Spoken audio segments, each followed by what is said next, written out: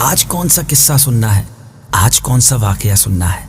آپ نے زندگی میں بہت سارے عصا، بہت ساری لاٹھیاں دیکھی ہوں گی، مگر آج ایک جنتی لاٹھی کی بات کرنی ہے۔ جی ہاں، ایک ایسی لاٹھی، ایک ایسا عصا جس کا تذکرہ قرآن پاک میں کئی بار آیا اور بڑے ہی منفرد اور بڑے ہی انوکھے انداز میں آیا۔ وہ جنتی لاٹھی کس کے پاس تھی؟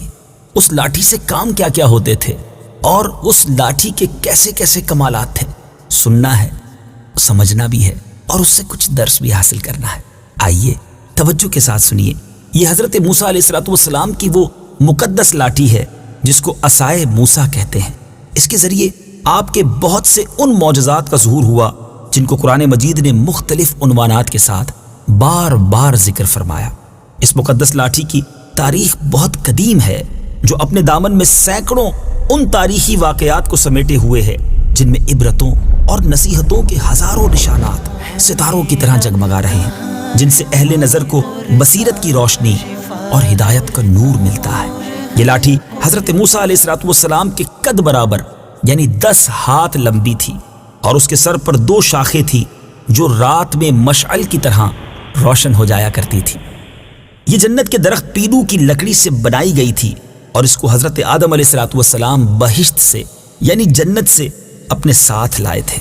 حضرت آدم علیہ السلام کے بعد یہ مقدس لاٹھی حضرات انبیاء کرام علیہ السلام کو یکے بعد دیگرے بطور میراث ملتی رہی، یہاں تک کہ حضرت شعیب علیہ السلام کو جب یہ لاٹھی ملی جو قوم مدین کے نبی تھے، جب حضرت موسیٰ علیہ السلام مصر سے ہجرت فرما کر مدین تشریف لے گئے اور حضرت شعیب علیہ السلام نے اپنی صاحبزادی حضرت بی بی صفورہ رضی اللہ تعالی عنہا سے آپ کا نکاح فرما دیا اور آپ 10 برس تک حضرت شعیب علیہ السلام کی خدمت میں رہ کر آپ کی بکریاں چراتے رہے۔ اس وقت حضرت شعیب علیہ السلام نے حکم خداوندی کے مطابق آپ کو یہ مقدس عصا عطا فرمایا۔ پھر جب آپ اپنی زوجہ محترمہ کو ساتھ لے کر مدین سے مصر اپنے وطن کے لیے روانہ ہوئے اور وادی مقدس مقام طوا میں پہنچے تو اللہ تعالیٰ نے اپنی تجلی سے آپ کو سرفراز فرما کر منصب رسالت سے مشرف فرمایا۔ اس وقت اللہ تبارک و تعالیٰ نے آپ سے جس طرح کلام فرمایا، قرآن مجید نے اس کو کس طرح بیان کیا ہے، آئیے سنتے ہیں۔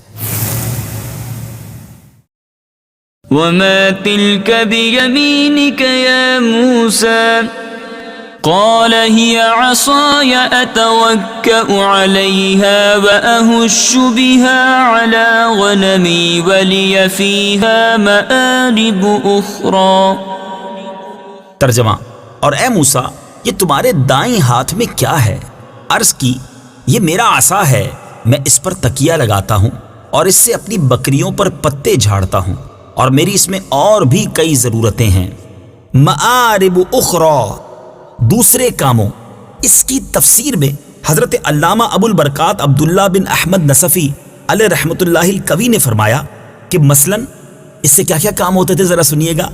اس کو ہاتھ میں لے کر اس کے سہارے چلنا، نمبر 2 اس سے بات چیت کر کے دل بہلانا، نمبر 3 دن میں اس کا درخت بن کر آپ پر سایہ کرنا، نمبر 4 رات میں اس کی دونوں شاخوں کا روشن ہو کر آپ کو روشنی دینا، نمبر 5 اس سے دشمنوں، درندوں اور سانپوں، بچھوؤں کو مارنا، نمبر 6 کنویں سے پانی بھرنے کے وقت اس کا رسی بن جانا اور اس کی دونوں شاخوں کا ڈول بن جانا، نمبر 7 بوقت ضرورت اس کا درخت بن کر حسب خواہش پھل دینا، نمبر 8 اس کو زمین میں گاڑ دینے سے پانی نکل پڑنا وغیرہ۔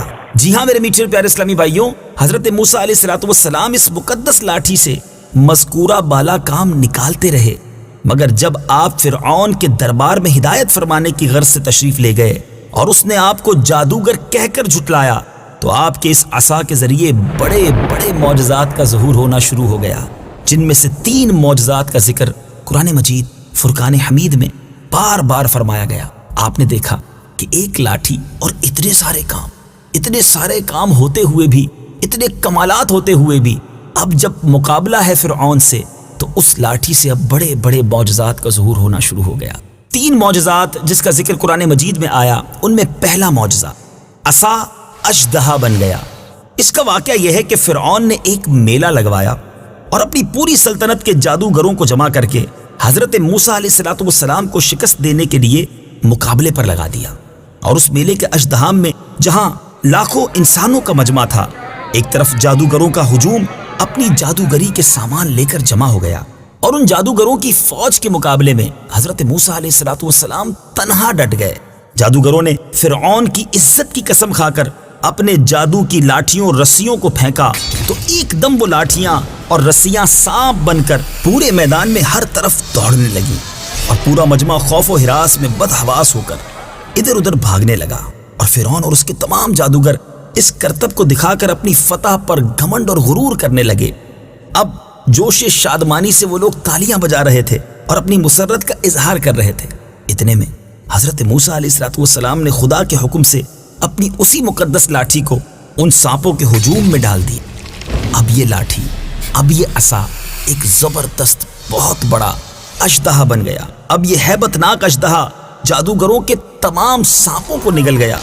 یہ معجزہ دیکھ کر تمام جادوگر اپنی شکست کا اعتراف کرتے ہوئے سجدے میں گر گئے اور بآواز بلند یہ کہنا شروع کر دیا، آمنا برب ہارون و موسیٰ۔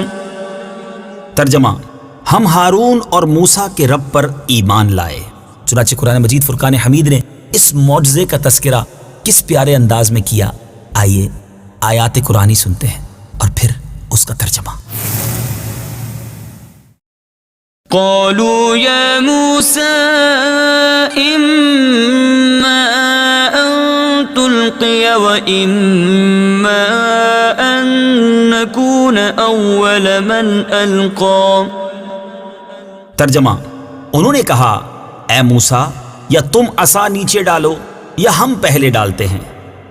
قال بل ألقوا فإذا حبالهم وعصيهم يخيل إليه من سحرهم أنها تسعى۔